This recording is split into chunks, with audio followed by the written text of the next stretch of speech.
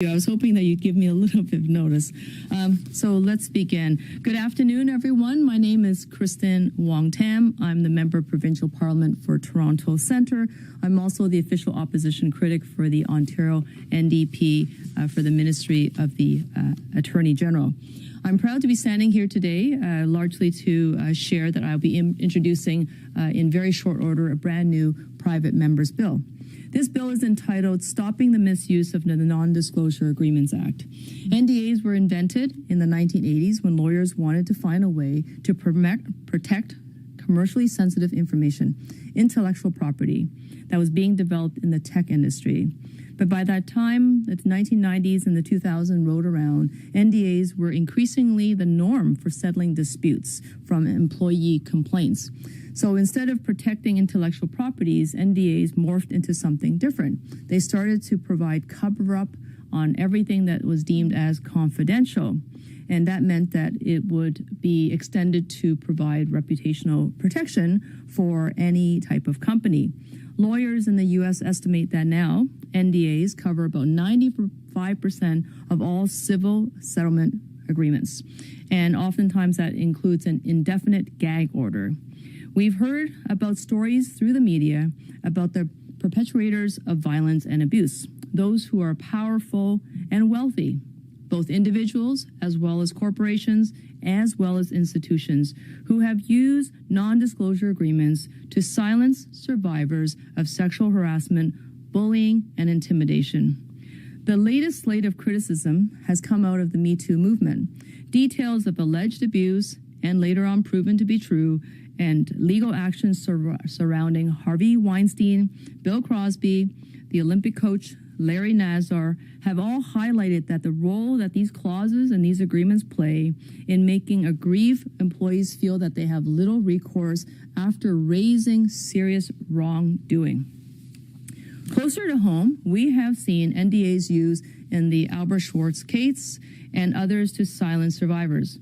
It was revealed that Hockey Canada had paid out $7.6 million since 2089 in several sexual assault-related settlements, and that some of those claimants involved in the settlements were bound by non-disclosure agreements.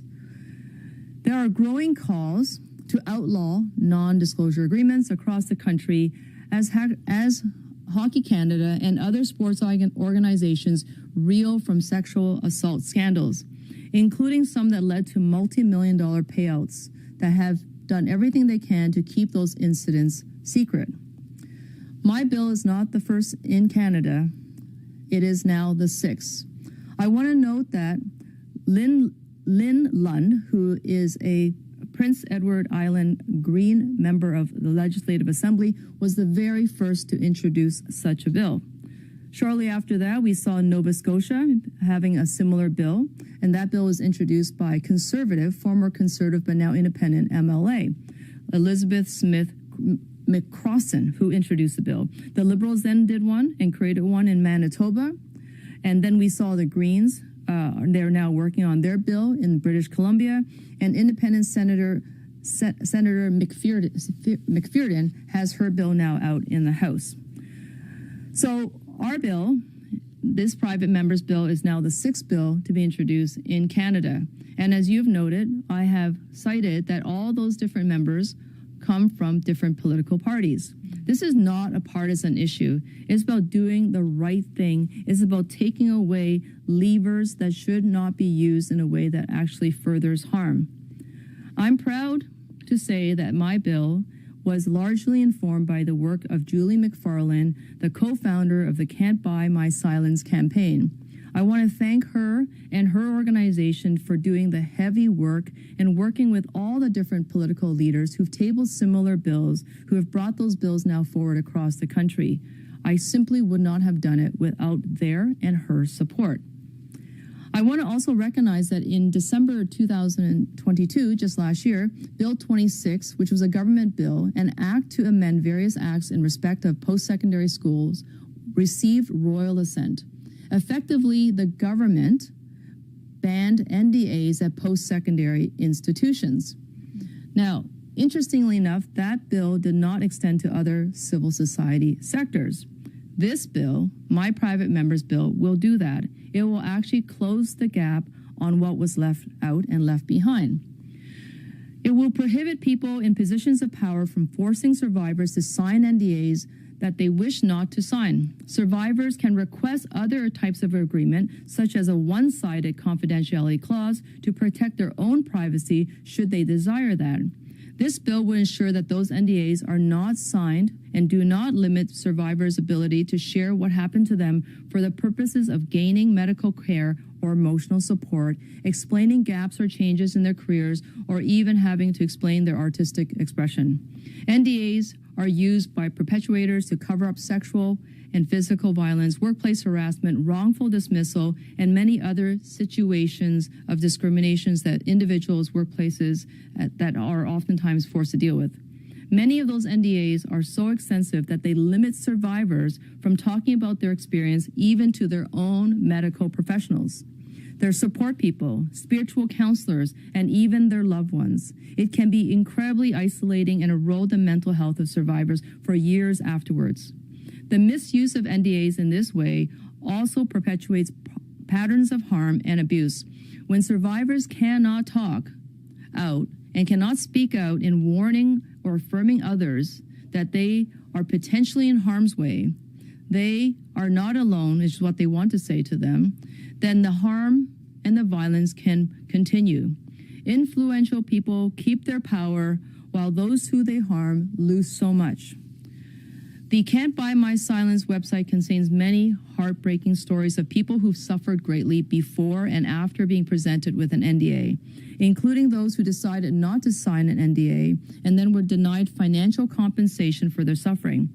No one should have to decide between receiving compensation that they are absolutely and justly owed and never having to be able to speak out again about a horrible thing that happened to them. I'm joined in the studio today with two very special guests. They have both taken some time out of their very busy schedules to join us in the media studio. They're going to be sharing their personal stories. They're going to be sharing the work that they have done in this sector, specifically around this issue. I'd like to first welcome Michaela Lily Davis, who is an actor, creator, and coach. Following Michaela, we will be joined by Teresa Tova, who is the past president of ACTRA Toronto, treasurer of ACTRA National, chair of the Entertainment Industry Coalition, and co-administrator of the Association of Acting Coaches and Educators. I welcome first Michaela. Hi, thank you. In 2014, I was sexually harassed by my well-respected teacher at a training institution. After learning that I wasn't the only one this was happening to, I made the very difficult decision to come forward and file a formal complaint. An investigation took place. I was found to be telling the truth, and the man was let go from the institution. What should have been the end of a vulnerable journey became just the beginning, when I was presented with a non-disclosure agreement that barred me from speaking about my experience of sexual harassment ever again. It had taken me over a year to find the courage to speak, and as soon as I did, I lost my voice. In my case, there was no financial compensation of any kind in exchange for signing the NDA. I signed it because I believed it was the only way I could continue to stay in the good graces of my employers. My life after signing the NDA became smaller. I look back on it now as if I was frozen in time, unable to move forward and heal. When this man's name was brought up in conversation, I would leave the room, terrified that somebody might ask me a question that would put me at risk of breaching my NDA. I stopped going to therapy because I was afraid of breaking my contract. I secluded myself from support systems. I kept my pain inside, and I lived in a constant state of fear. There wasn't a single day that I didn't wake up and wish that I was free. Aside from my feelings, my NDA made it impossible for those who had experienced sexual harassment from the same man to find strength in my case and bring forward their own. A young woman confided in me that she had a deeply inappropriate experience with this man. I changed the subject. I was asked by the leader of a different training institution if there was any reason they shouldn't bring this man in to teach. I wasn't allowed to warn them their students would be at risk. My NDA stated that I had the right to obtain independent legal advice before signing. Most contracts do. But when you're broke and scared of reprisal, that clause isn't enough to protect you. That is precisely why this bill is necessary. If this bill had been active, I wouldn't have had to choose between opening myself up to a lawsuit and seeking basic support. I wouldn't have had to stay silent as this man went back to his teaching job overseas. I wouldn't have felt pressure to sign a document I did not want to sign because I was afraid of damaging my career. My experience of sexual harassment was disappointing and deeply uncomfortable. My experience of being under an NDA felt infinitely more violating. The consequences of coming forward should not be worse than the experience you are reporting.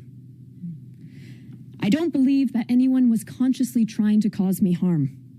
I was a casualty to a system that was operating without best practices. This bill could change that. We can't rely on every individual institution to understand the consequences of being trapped under an NDA after sexual harassment or assault. We need our government to set standards. You can hear my voice speaking to you today. How many other voices are out there that you can't hear? Thank you. Thank you so much. Yeah, thank you. Thank you. My friend. Yeah. Wow. We're all affected by the personal stories that we hear.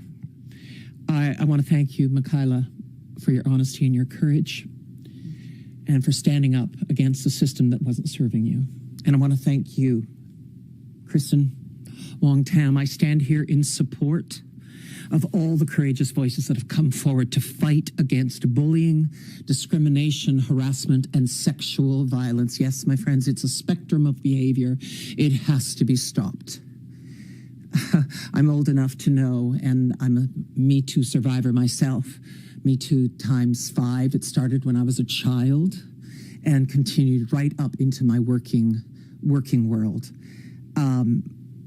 But we had a wake-up call in 2017. The spotlight was shone on huge abuses down south in Hollywood, and we had to take a long, hard look at ourselves because it was our problem as well. It just wasn't spoken about up here. And it's not just the problem in our industry, in my industry of film and television and live performance and music. It was a systemic problem across society. When I was president of ACTRA Toronto, I came forward and said, enough is enough.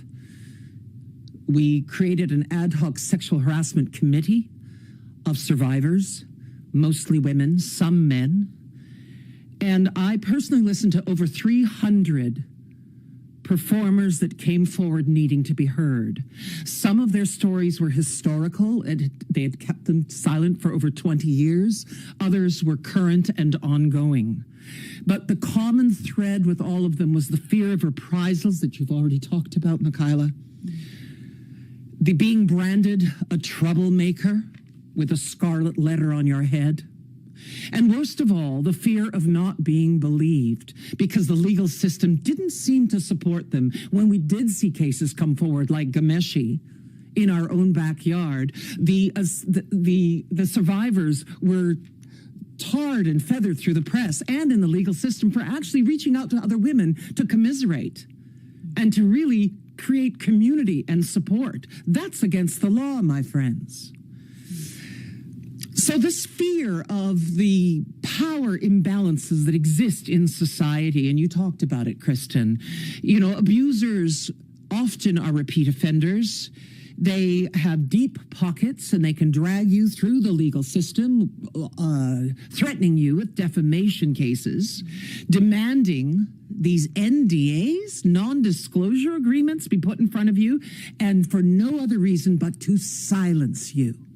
Now, I personally believe in rehabilitation, but how can we have any accountability if everything is hidden? How can we not say, well, they used to, but they've learned. They've learned that there's a better way to treat people in your world. Survivors of sexual harassment are left under NDAs with feelings of guilt, of not being able to help those that come behind them. I can't talk about specifics, but there's instances that I've heard of in my activism of abuses 4 or 5 years ago, of grooming, and now we're hearing 7 to 9 different women coming forward today. Imagine the guilt that the original survivors have of not being able to warn folks, of not being able to get that person help so they can do better. So in one of my hats as activist with ACTRA and president, we took up that challenge. In 2017, we talked to the industry and we brought the whole industry together in what was called the Creative Industries Code of Conduct. The Creative Industries Coalition that created a code of conduct that over 150 plus institutions, organizations, producers, agents, directors, everyone have signed on to. We knew that trauma was present, and we invested in and created Haven, a 24/7 trauma-supported helpline where you call and the person that answers has at least 5 years of therapy, of being a counselor and dealing with trauma in their history. We also knew that education was important, and we committed energies to initiatives that we continued to negotiate better anti-harassment language in our contracts, to create protections in the workplace. But we're also doing what all good unions do, and we have gone outside of our workplaces, and we have helped the industry create a new association, as an example, called the Association of Acting Coaches and Educators, where we are helping to train the trainers that are not covered by legislation, that are not required to have anti-harassment policies. They're often one-person businesses, but we are helping protect these children and the young performers by creating standards. But we can't do it alone, and that's why I'm so happy to be here, to see this act that will put fences around NDAs. There are times when NDAs are important for intellectual property. If you're doing a film for Marvel, you don't want to give that storyline out. But to have NDAs protect abusive behavior and traumatize survivors and do nothing to make this world a better place, that's what we're joining forces today to do. With government, how wonderful. It is a welcome step in much of the ongoing work we have yet to do. And thank you, Kristyn. I really, really appreciate it. Thank you, everyone, for listening. Thank you, Teresa, as well as